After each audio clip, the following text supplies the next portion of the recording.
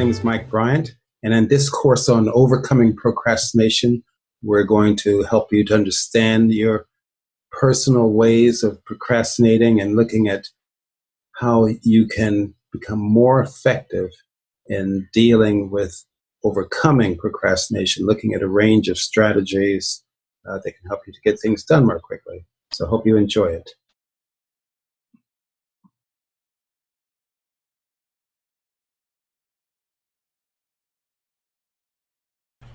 I'd like to start with an overview of the course.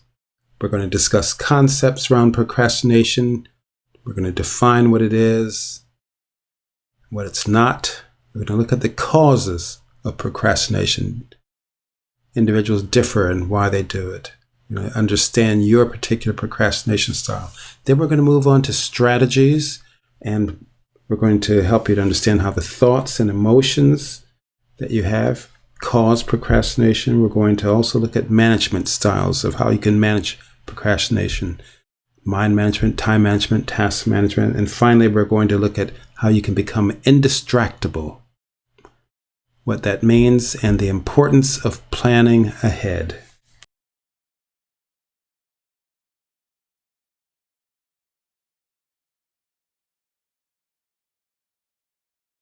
Let's start by defining procrastination. What is it?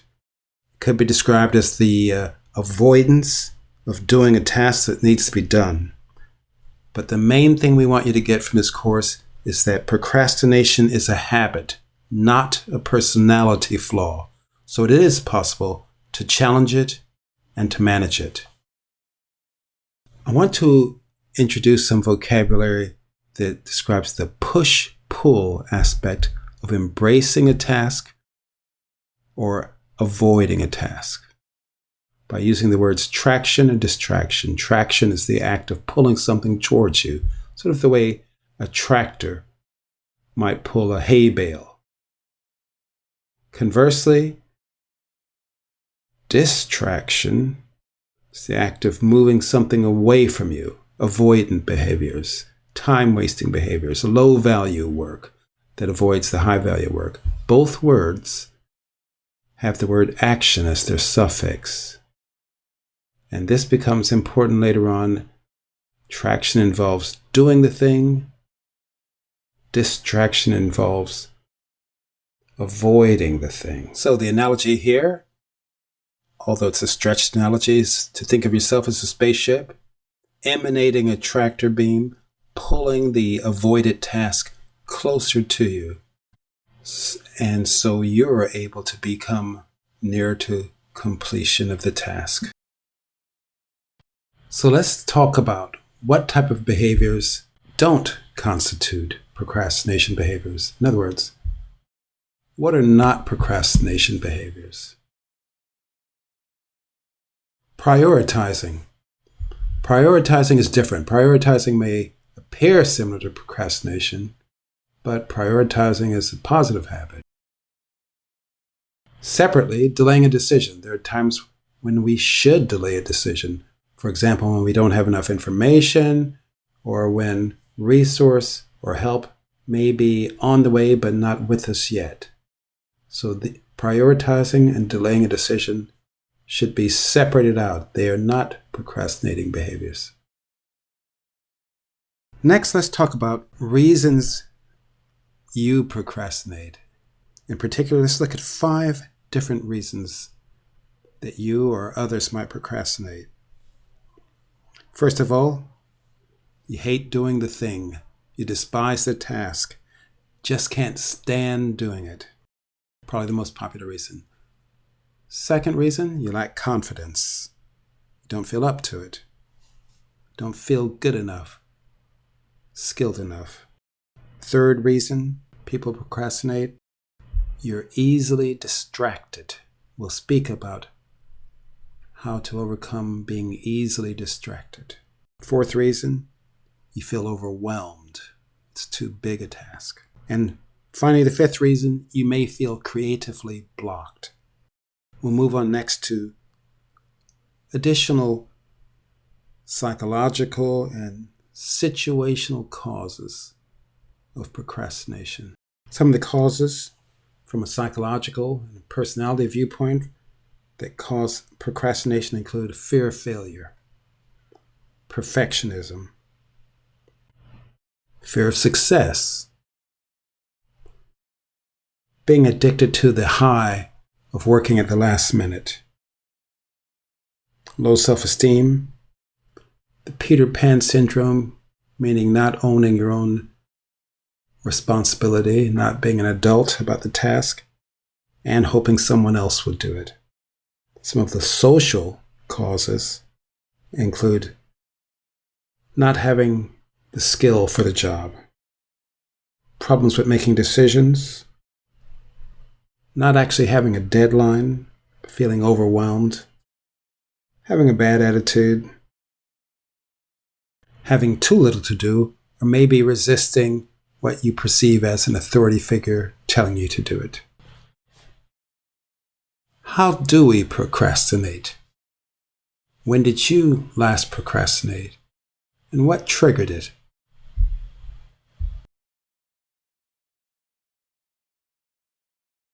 In the next section, we'll be looking at strategies on how to overcome procrastinating. This cartoon illustrates how we can magnify the size of the task to mountainous proportions and end up avoiding it completely, often by going onto the internet. In terms of our overall map of strategies for managing procrastination, we want to look at 3 types of areas to explore where we could manage procrastination from 3 different angles. One is the emotional side, which I call mind management. The second is time management, which people will be familiar with. But time management is only 1/3 of this strategy of managing procrastination. The third form of management is task management. So we'll start with mind management and look at a type of therapy called dialectical behavioral therapy, developed by a woman named Marsha Lynham in America. This is a type of cognitive behavioral therapy. The main goals of DBT, as it's referred to, is to teach people how to regulate their emotions, how to manage their emotions, how to live in the moment, how to be mindful of what they're doing now, and how to cope with stress.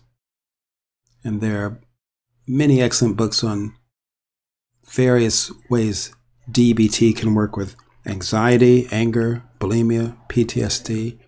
Keep in mind, it's one of many types of therapies, and most therapies borrow ideas from other therapies. So it's not the only mode of therapy for working with procrastination, but we can learn a lot of useful things from what it says about managing difficult emotions that cause an unwanted behavior.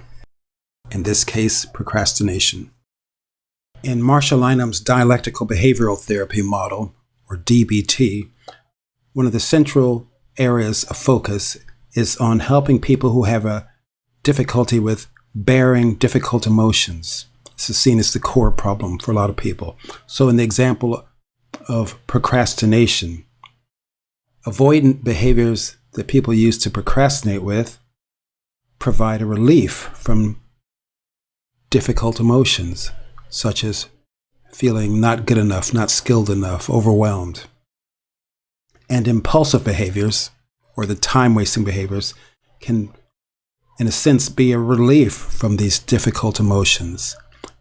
DBT and many other types of therapy will help each person feel the feelings that they're feeling and manage those so you can push through those and achieve the task that's being avoided. We can learn a lot from DBT about different ways of approaching understanding procrastination and how to overcome it. It's not so much the emphasis on DBT, but the ideas that we can apply ourselves to it. So with thinking problems, we can become more mindful. We can develop a mindfulness practice where we still our minds. With impulsiveness, we can learn a technique called urge surfing. Like surfing on the water, we surf our urges to distract ourselves and bear them until we push through that and involve ourselves in approaching the activity we've been avoiding. With mood swings, we can learn to manage our emotions in different ways, just by bearing them and allowing them some time to be felt. And with chaotic lifestyles that prevent us from achieving what we want to achieve, we can learn different techniques of increasing personal effectiveness. Mind management. This slide could have as easily have been renamed emotional care or heart management. We're looking at a range of things here in our first of our 3 management topics: mind, task, and time management. Mind management involves admitting when you're procrastinating to yourself. Also challenging perfectionism. We'll have a separate video on perfectionism, but the two often go hand in hand. Looking at removing the anxiety of procrastination and being kind to yourself, increasing your self-compassion, an important part of mind management. Not using fatigue or tiredness or mild illnesses as an escape. Living for the present. Being in the moment. That's where mindfulness practices come in. Giving yourself rewards, small, healthy rewards, as you go along on an interim basis. And refraining from self-punishment when you don't get it right, when you do procrastinate. Still being kind to yourself, learning from the experience. And finally, developing an emotional self-awareness, which we'll talk about in the next slide. One of the reasons people appreciate music and other forms of art is they can experience difficult emotions, like a singer singing a sad song, through someone else. In therapy, we try to help people develop an emotional awareness by developing a language to describe their feelings. A quick way to develop emotional awareness is to develop words to describe your feelings, words that you can access quickly. Monosyllabic words that rhyme. Here's an example: mad, bad, sad, and glad. Mad meaning angry at someone or something external to yourself. Bad meaning turning those feelings inward. Negative feelings like shame, self-loathing, jealousy, envy. Sad, unhappiness, glad, self-explanatory. We've talked about the emotions, mad, bad, sad, and glad, but where might they come from? Cognitive behavioral therapists believe that thoughts, unhelpful thoughts, give birth to unhelpful, disempowering emotions. These are sometimes called negative automatic thoughts, meaning unhelpful thoughts that you think without challenging, like accepting a lie about yourself and acting as if it's true. I've listed a few, but there are many. Mind reading, where you assume that you know what people think about you without really having any evidence of their thoughts, projecting onto them. Fortune telling, where you predict the future negatively. For example, things will get worse, or bad things are going to happen, or I will fail that exam, or I won't get the job. Unfair comparisons, where you interpret events with unrealistic standards, and often focusing on others who do better than yourself, and feeling inferior in the process. More examples: overgeneralizing, where you perceive a sort of pattern of negatives on the basis of very little evidence. Shoulds, where you interpret events in terms of how things should be rather than simply accepting what is. For example, I should do well. If I don't, then I'm a failure. Negative filters, focusing almost entirely on the negatives without noticing the positives. So when a friend pays you a compliment and you dismiss it, actually a very hurtful thing to do to your friend. You can probably think of other examples of negative automatic thoughts. The challenge is to be awake to them. You can't stop a thought, but you can be aware of a pattern that you may have that causes you to feel disempowered and procrastinate.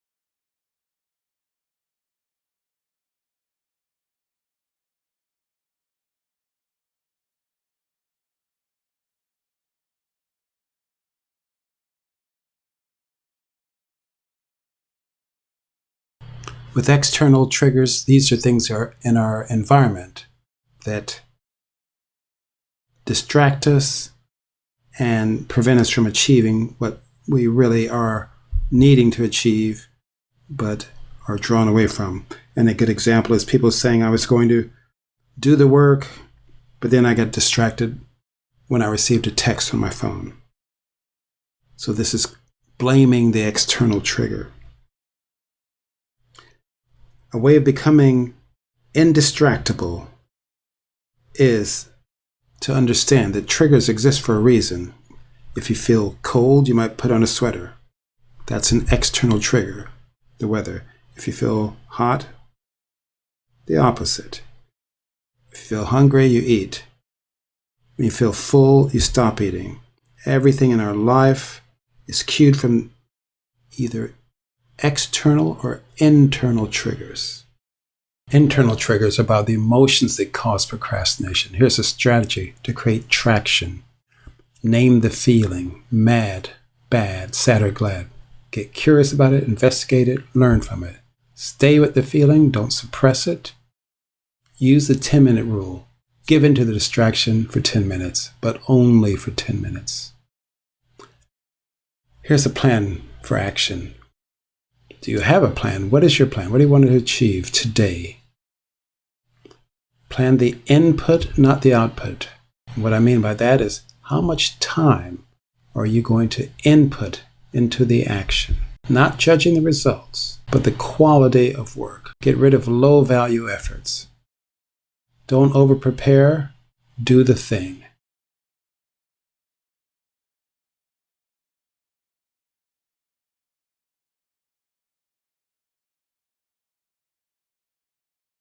When it comes to working with procrastination, the first thing people usually think of is becoming better at time management. But let's look at a few specific ways that this can work. Starting with doing the unpleasant tasks first, setting a starting time, assigning a time slot to work within, developing a daily priority list, using memory joggers, guarding against diversions, internal and external. Always having your calendar or organizer with you. And sometimes using apps like Pomodoro, time management apps, or any app that uses a timer to break down work into small time intervals of, say, 20 minutes. Then take a break, then work for another 20 minutes. Here's some tips around task management. Monitoring negative self-talk, telling others of your commitment to the task, being accountable to someone, maybe giving them something valuable to keep until you've completed the task. And again, the 10-minute rule, giving yourself only 10 minutes to work on the task, then stopping. So you get quick wins with this. Where you have a skill deficit, seeing if it's possible to develop the skill you needed quickly at just a good enough level, not a mastery level, but a good enough level. And really trying to see where you can develop quick wins. And by that I mean intermediate steps or accomplishments that get you closer to your goal. So this brings us to the conclusion of this course, and we need to talk about what next. I would suggest that as soon as you finish watching this course, if you've made it this far through, don't stall on what you may have learned, and try to put something that you've heard in this video into action. Start as soon as you finish this video, perhaps by selecting 2 or 3 tasks that you know you've been procrastinating on and choosing one to make some small, quick wins on. And you could do this by understanding what's causing your reason for stalling. Are you overwhelmed with the project? Are you not sure where to start? Do you have some creative block? Or are you not sure if you have the right skills or knowledge? Each of these questions has been referred to, so maybe go back earlier in the video where we've talked about each one of these areas and the strategies that can help you to overcome procrastination for each of these topics. Final recap: identify which procrastination cause explains your reason for stalling. Do you hate the task? Do you lack confidence? Or are you too easily distracted? Do you feel overwhelmed? Select one of those previously mentioned strategies and try to suspend judgment as you work quickly towards achieving your goal. Finally, I'd like to mention the student counseling service. The counseling service is accessible via the Goldsmiths Wellbeing drop-in service. It's a free and confidential counseling service, and we mainly offer short-term counseling. Thank you for watching this video, and good luck to you. Goodbye.